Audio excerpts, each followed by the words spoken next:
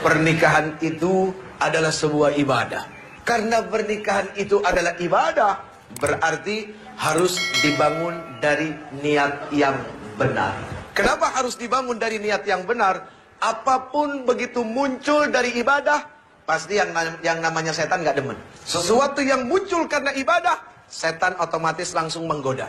Yang gak digoda itu orang yang gak ibadah. Nah, ketika ada seorang pemuda, dia sadar syahwatnya begitu sangat luar biasa. Dari mana syahwat ini muncul? Dari hawa nafsu, karena melihat hawa jadi nafsu. Itulah kondisi laki-laki. Dengan sifat dan karakter yang memang Allah Subhanahu wa Ta'ala ciptakan dengan kondisi seperti itu. Nah, atas dasar inilah, ketika seorang laki-laki memiliki syahwat, perempuan pun sama, Allah Subhanahu wa Ta'ala tidak inginkan mereka seperti binatang. Nah, disinilah Allah Subhanahu wa Ta'ala memuliakan manusia. Adalah apa?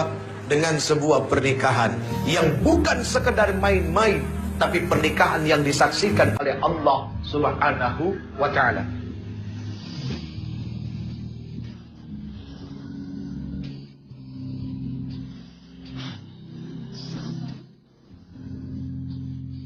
Ketika lo datang ke rumah orang tua, lalu kemudian meminta, itu bukan hanya sekedar meminta, tapi meminta yang bertanggung jawab.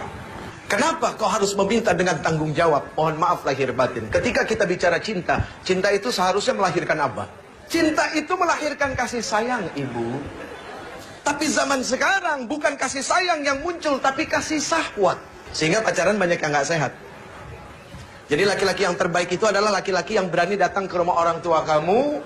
Dia pasang wajahnya baik-baik dengan orang tuanya. Lalu dia ngomong, ayahanda, bapak, om, saya suka sama anak om. Saya nggak kepengen lama-lama, saya pengen ibadah. Kalau saya cuma pacaran itu bukan ibadah. Saya pengen ibadah. Tapi maaf ya, beginilah saya apa adanya. Terus buat orang tua, jangan sungkan-sungkan nerima menantu yang pengangguran, bu. Karena hidup itu bukan dilihat yang sekarang. Apa yang kita lihat sekarang belum jadi jaminan. Itu yang paling penting. Bahwasanya manusia tidak bisa dilihat pada hari itu. Allah yang punya hak untuk merubah manusia. Jadi kalau kita melihat manusia pada saat dia datang, dia meminta anak kita, dia pengangguran, ditolak, picik pandangan orang tua. Mohon maaf lahir batin. Karena hanya melihat hari itu. Berarti seperti tidak punya Allah, bahwa hidup yang akan datang itu milik Allah. Kita punya kewajiban mensupport anak kita, memberikan semangat buat mereka, bahwa hidup kamu tidak dilihat dari yang sekarang. Sekarang kamu boleh bahagia dengan orang tua kamu karena orang tua kamu kaya. Tapi besok kalau orang tua kamu dicabut nyawanya, itu harta bukan harta kamu. Kalaupun engkau punya, itu bukan milik kamu. Kamu tidak menikmati mencarinya. Kamu hanya menikmati nikmat warisannya, tidak lebih daripada itu.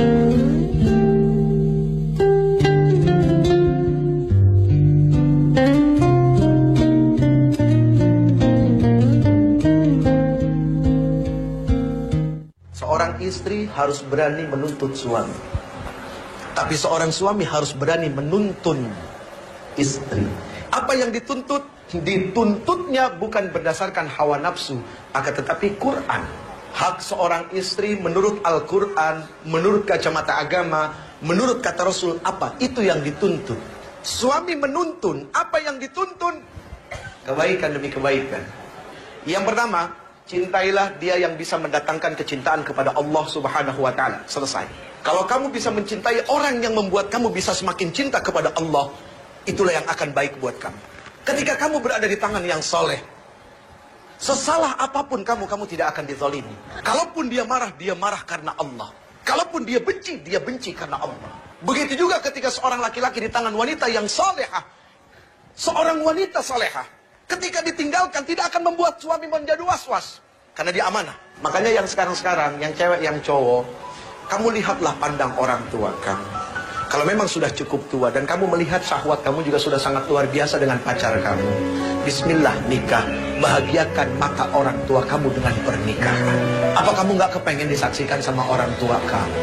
Apa kamu nggak kepengen orang tua kamu meneteskan air mata melihat kamu bahagia?